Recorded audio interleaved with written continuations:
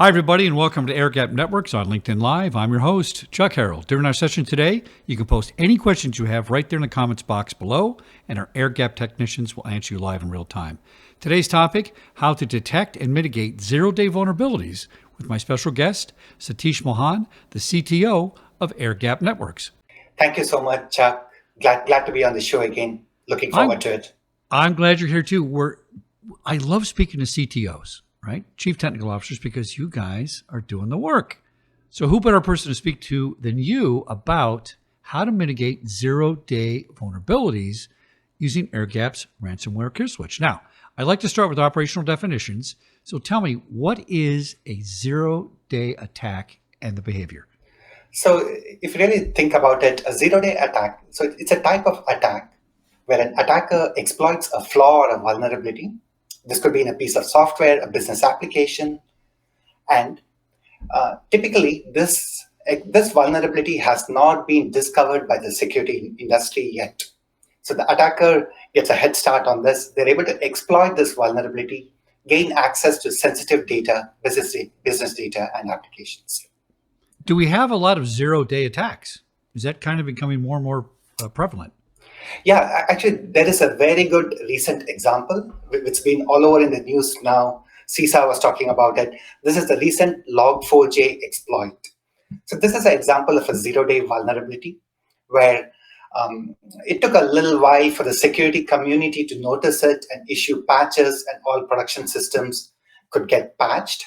So in this window of time, an attacker could have potentially exploited this vulnerability. So this is a vulnerability in a popular Java logging framework, which is used by lots and lots of Java applications. By exploiting this vulnerability, they could have potentially run arbitrary commands within a secure business environment. So it could have been potentially very damaging, but luckily the community responded really well, and all the major vendors rolled out patches, security updates to get this fixed. So let's talk about best practices. What are the best practices for mitigating zero-day attacks? It seems like that's a big challenge. It is. But if you take a step back, the best approach to mitigating zero-day attacks is really it always comes down to following good security hygiene, good security practices, and adopt a zero trust approach wherever possible. So let me actually spend a few minutes talking about which principles of zero trust security could be really useful in avoiding these kind of exploits. So one of them is called the principle of least privilege. So what this essentially means is that you assign endpoints and users only that much privilege they need to perform their intended operation, nothing more. So this way, even if a breach occurs, the attacker would not be able to inflict widespread damage to business systems. The damage is very much constrained because they don't have privileges beyond what that particular application has been given. So that's a good principle to always follow on your production workloads. Another good principle to follow is this paradigm which says that never trust, always verify. So if you boil it down to this, what it essentially means is that every request to a sensitive business application, you always subject it to proper authorization checks. And this is done irrespective whether the request comes in from within your security perimeter or it's a remote user logging into your business application. Always verify credentials on the request. And finally, you should always follow good security hygiene, right? So this means updating your operating systems, system libraries, applications. Make sure they're always kept up to date with your latest security patches, which are issued by the vendors periodically. So this reduces the probability of a zero-day exploit or even a known vulnerability being existing in a production application. And this is always a good recommended strategy to follow. And on top of all this, one should always have a good disaster recovery strategy, right? So this will help you recover quickly with minimum damage in case a breach happens and data is compromised. And make sure that your disaster recovery strategy is tested often. You don't want to exercise it when the breach has happened and then find out that it did not work. So I think the combination of these principles are really good best practices for mitigating zero-day attacks. Let's talk about containment. Do you have a way to trace the attempts of jailbreaking? And maybe just define jailbreaking for some listeners that might not understand what that means. Got it. So jailbreaking is a term where you an endpoint or an application or a server is placed into its own like quarantine or secured zone, and so that it's not able to communicate in and out of that zone, and only authorized communication is permitted, right? So jailbreaking actually refers to an attempt by attacker to try to break out of this secure zone. So what we have done is with Airgap's zero trust isolation technology, each endpoint, application, or a server is all isolated into their own isolated air-gapped zones, right? And we allow only authorized, approved communications in and out of these zones. So this greatly prevents like lateral propagation of ransomware, malware, any kind of lateral exploits from taking place. Also, Airgap has a patented detection technology which detects any attempts to break out of this isolation jail. And once we detect this, we immediately quarantine the compromised device. So this prevents further exploits from taking place. The security operator is immediately alerted, and we generate an IOC or a IOC event with appropriate details about this compromise. Tell me about the unique approach Airgap takes in stopping zero-day exploits. Airgap has a couple of strategies which kind of lead to a unique approach to stopping zero-day exploits. So these kind of revolve around our zero trust isolation and our secure asset access strategy. So what we do is each endpoint and application are placed into their own network microsegments, and only authorized communication is permitted between them. We achieve this without installing any agents on the endpoints and servers themselves, which may be impossible to do in certain environments.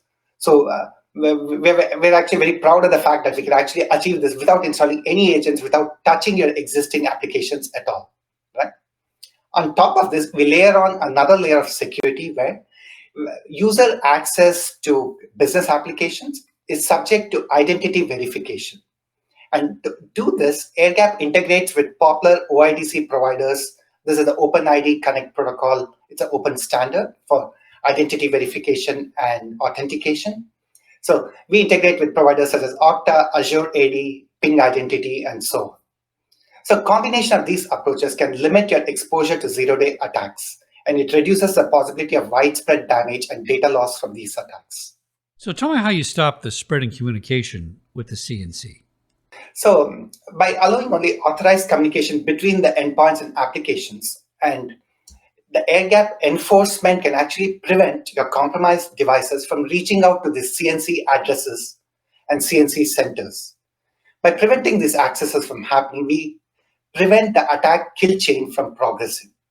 So our policy model can effectively blacklist known CNC addresses, and we can prevent attackers and compromised devices from reaching out to the CNC centers, downloading further tools and malware to laterally spread within the network. So you mentioned in the past that Airgap focuses on policy enforcement. Sustaining policy enforcement is always challenging. By the way, it doesn't matter what business you're in. If you're making widgets, enforcing policies always problematic. So can Airgap, are you guys able to proactively detect the dormant threats? That's a great question. What I would say is by enforcing a zero trust isolation between endpoints and applications, we will effectively limit the blast radius when the dormant threat gets activated. Usually when a lot of threats sit dormant there, attackers wait for a couple of months. The average period is like 250 days. And once they're ready to go into the next phase of the attack, they start probing the network and trying to see how they can laterally propagate to multiple systems and compromise them. So this is where Airgap comes in and effectively constrains or limits the lateral propagation by allowing only authorized communications. So I would say this is the way we're able to proactively prevent the dormant threats from taking effect when they get activated. Now to do that, you use something that in my mind is the coolest name in the IT industry. The Airgap ransomware kill switch. It explains everything, even if I'm not technical, even if I'm the purchasing agent that says to my IT guy, why do I have to buy this? It's a ransomware kill switch. That sounds great. Let's buy it. It explains everything you guys do. So let me just summarize by saying that Airgap's zero trust isolation technology, it's very simple to understand. Every device, endpoint, application, or server in your network is placed into its own virtual air-gapped zone. Any communication in and out of the device is allowed only if the security operator has authorized it. So this greatly prevents even if a system were to get compromised due to a zero-day vulnerability, there's very little damage an attacker could do because lateral propagation is heavily contained. So I think it's a very effective methodology to contain damage from zero-day attacks. Mr. Satish Mohan, CTO of Airgap Networks, airgap.io. Mr. Satish, always love speaking to you. You walk the walk and talk the talk, my friend. Airgap's got the right solution with the ransomware kill switch. Thanks for coming on the Airgap Networks. Thank you very much, Chuck. Loved it.